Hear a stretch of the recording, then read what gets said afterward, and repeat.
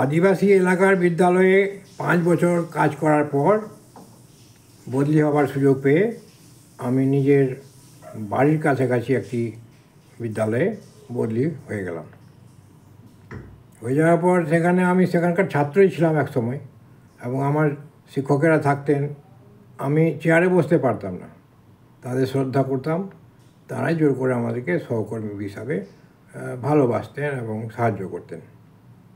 তো সেখানকার পড়াশোনা ধরন ধারণ সবই তো উন্নত। আমি সেখানকার ছাত্র ছিলাম, আরও ভালো ভালো পদে অনেকে কাজ করছে সেখানকার ছাত্র। তবুও অনুন্নত এলাকা কাছাকাছি কোথাও না কোথাও থাকেই। ওখানে যেরকম সাঁওতাল ছিল, এখানেও এই একটা বাদিয়া শ্রেণী বলে গঙ্গার ধারে ওরা বালিতে নদীর চরে ওরা বাস করে। শিক্ষা দীক্ষা তেমন নেই, ঘর দুয়ার হলেও বন্যাতে কেটে যায়, ওই ছন্নছাড়া অবস্থা। তো আমরা যখন রাষ্ট্রীয় অনুষ্ঠান যেদিন হতো সেদিন ফ্ল্যাগ হোয়েস্টিং করতাম, পতাকা উত্তোলন। ওই শ্রেণী সম্প্রদায় কাছাকাছি হাটে আসতো, এবং ওরা সকালবেলা দেখতো যে 15ই আগস্ট, তারপরে 2 অক্টোবর কিংবা নেতাজির বার্থডে,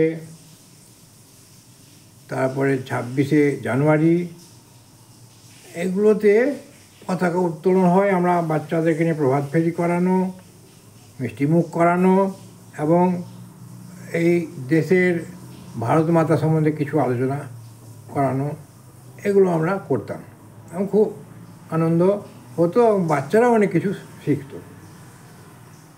তো ওই পাশ দিয়ে সেই সম্প্রদায়ের লোকগুলো যখন যাতায়াত করে তার তাকাতে থাকে, উপরে পতাকা উঠছে। একদিন 2জন লোক বয়স্ক হঠাৎ এসে বলছে, কি মাস্টার, এ কোন খেলা খেলছো তোমরা?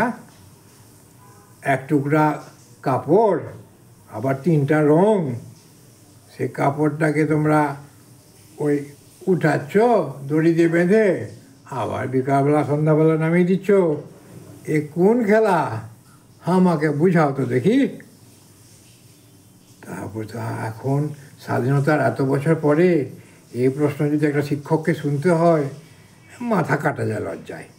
আমরা তাকে ধরে এনে আর চুপচাপ চা বিস্কুট খাইয়ে, আর কেন তোলা হয়, 3টি রঙের কেন দরকার, কেন মাঝখানে চক্র, কিসের প্রতীক, সব কিছু যখন বোঝানো হলো, তখন বললাম, তো কোথাও আর বলো না, আমরা এতই পিছিয়ে আছি যে আমাদের এই লজ্জা যেন আর না প্রকাশ করা হয়। তো যাই হোক, ওরা শিখলো, জানলো।